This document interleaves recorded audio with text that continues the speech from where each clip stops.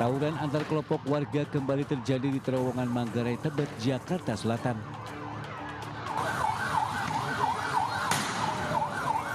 Dua kelompok saling serang menggunakan senjata tajam, batu, botol petasan, dan bambu.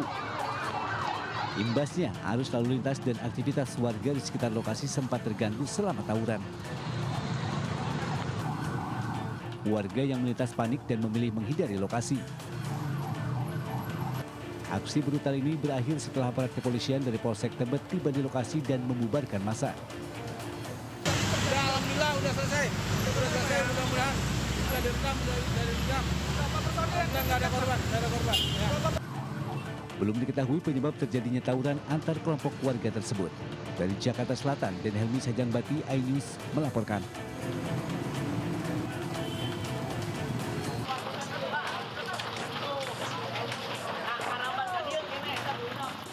Pabrik produsen styrofoam di Kecamatan Cikupa, Kabupaten Tangerang, Banten terbakar Selasa sore.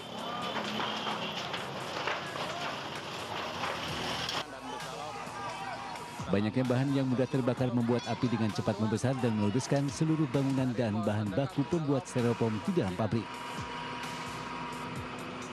Karyawan yang sedang bekerja dan warga yang berada di sekitar pabrik panik, khawatir api merambat ke permukiman warga yang berdekatan dengan pabrik.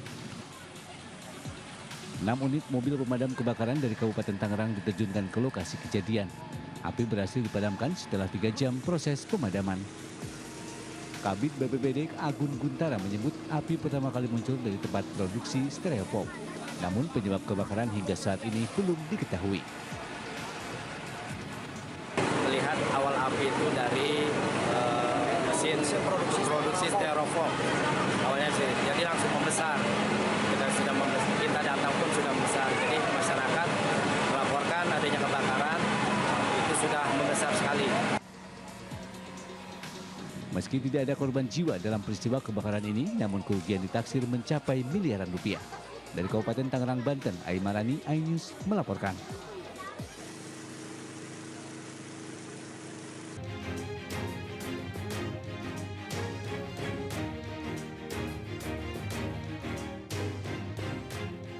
Kecelakaan tunggal bus angkutan antar provinsi di Bukit Surungan, Padang Panjang, Sumatera Barat menewaskan 12 penumpang dan 23 lainnya luka-luka. Bus ALS terguling saat melewati turunan curam 100 meter dari pintu keluar Terminal Busur. Usai mengevakuasi bangkai bus, unit Ditlantas Polda Sumatera Barat dan Satlantas Polres Padang Panjang melakukan olah tempat kejadian perkara di lokasi. Dari hasil penyelidikan sementara, diduga rem bus tidak berfungsi saat melintasi jalan menurun. Namun pihak kepolisian memeriksa kemungkinan lain termasuk unsur kelaikan kendaraan sebagai penyebab tambahan. Penyidik masih memeriksa sopir dan operator bus serta melanjutkan proses investigasi teknis. Untuk sopir dan kerennya kondisinya alhamdulillah hanya luka, ya, sehingga masih dirawat secara intensif di rumah sakit. Belum bisa diperiksa berarti ya? Untuk sementara ini kita prioritaskan untuk penyembuhan dulu dari luka-lukanya, baru nanti kita lakukan pemeriksaan lebih lanjut. Sementara itu, tim DVI Polda Sumbar telah berhasil mengidentifikasi jenazah 12 korban tewas. 2 orang merupakan anak-anak dan 10 lainnya dewasa. Petugas masih menunggu kedatangan keluarga untuk proses serah terima jenazah. Seluruh jenazah akan dibawa ke Padang karena keterbatasan ruang pendingin di RSUD Padang Panjang. Jadi yang teridentifikasi 10 orang melalui sidik jari oleh tim Inavis Polres Padang Panjang. Nah, 2 lagi itu melalui properti dan foto yang dikirimkan oleh orang tuanya melalui video call. 17 korban yang alami luka masih dirawat di IGD Rumah Sakit Umum Daerah Padang Panjang, sementara 6 korban lain dirawat di Rumah Sakit Ibnu Sina, Yarsi Padang Panjang. Dari Padang Panjang, Sumatera Barat, Agung Sulistyo, Wahyu Sikumbang, iNews melaporkan.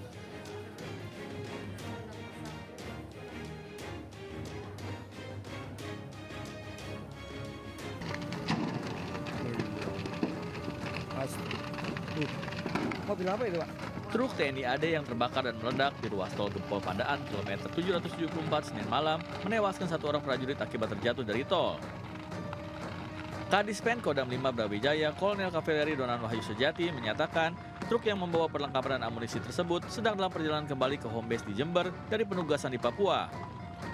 Truk yang sudah melalui prosedur pemeriksaan ketat oleh tim teknis dari Detasemen Peralatan dan Detasemen Polisi Militer mengeluarkan percikan api di bagian atas.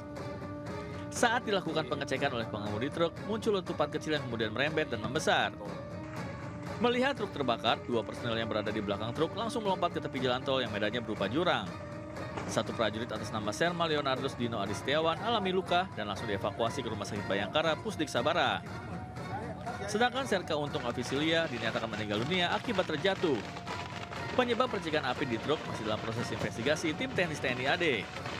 Personil yang melaksanakan pengamanan diri karena melihat letupan tersebut, mengamankan diri, namun akhirnya mengakibatkan salah satu dari anggota kami, prajurit kami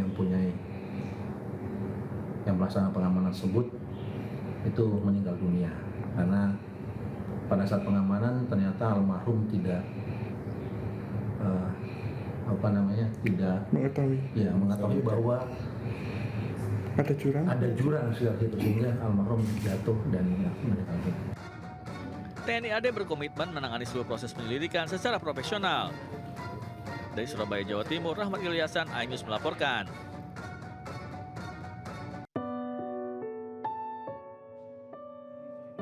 Anggota DPR RI Kiai Haji Awaludin Dimyati Rois atau Gus Alam meninggal dunia setelah sempat menjalani perawatan intensif di Rumah Sakit Budi Rahayu, Kota Pekalongan.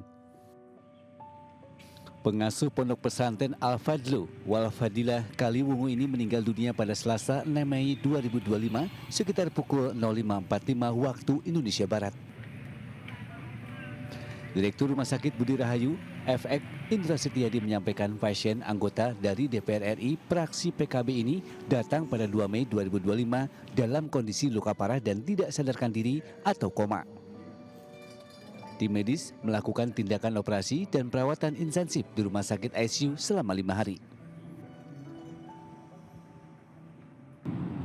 Dirawat kurang lebih 5 hari dan dinyatakan meninggal pada tanggal 6 Mei 2025 pukul 5.45 bahwa pasien memang benar dirawat di Rumah Sakit Budi Rahayu selama 5 hari. Jenazah langsung dibawa pihak keluarga untuk dimakamkan di Kaliwungu, Kendal, Selasa sore. Sementara supir mobil Arya Maulana masih dirawat intensif di Rumah Sakit Karyadi Semarang.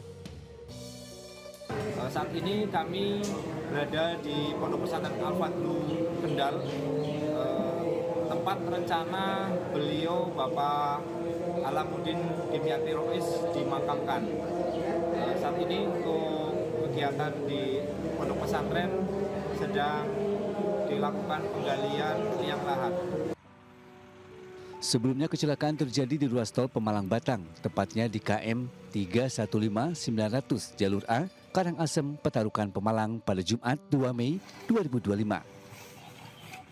Mobil dengan nomor polisi H1980CM yang ditumpangi oleh Kiai Haji Alamuddin Dimyati Rois menabrak truk Fuso dari belakang. 2 penumpang staf DPR meninggal dunia dan 2 lainnya luka berat. Almarhum bersama rombongan dalam perjalanan pulang usai menghadiri acara istighosah Musawiat malam Jumat Wage di Pondok Pesantren Al-Fadlu 4 Tegal Gelagah, Brebes. Dari Pekalongan, Jawa Tengah, Suryono Soekarno, iNews melaporkan.